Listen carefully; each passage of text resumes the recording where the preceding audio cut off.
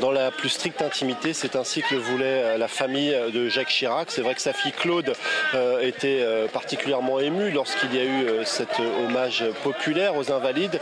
Mais cette fois-ci, on voulait rester dans la plus stricte intimité, ce qui n'a pas empêché un certain nombre de citoyens, parfois venus de loin, pour rendre hommage à Jacques Chirac. Ils se sont retrouvés devant le cimetière du Montparnasse sans avoir la possibilité d'y entrer. Mais beaucoup d'entre eux tenaient à être présents pour rendre un dernier hommage à l'ancien président de la République.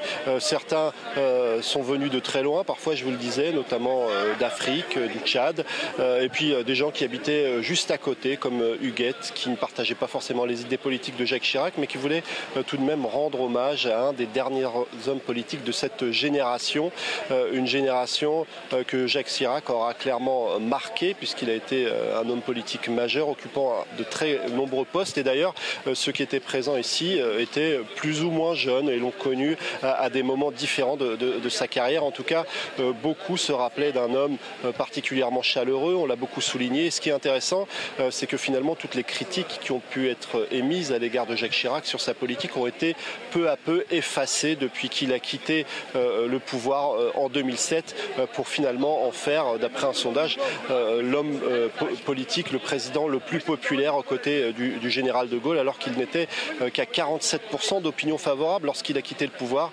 Et certains ici soulignaient que c'est aussi ça le mystère Jacques Chirac.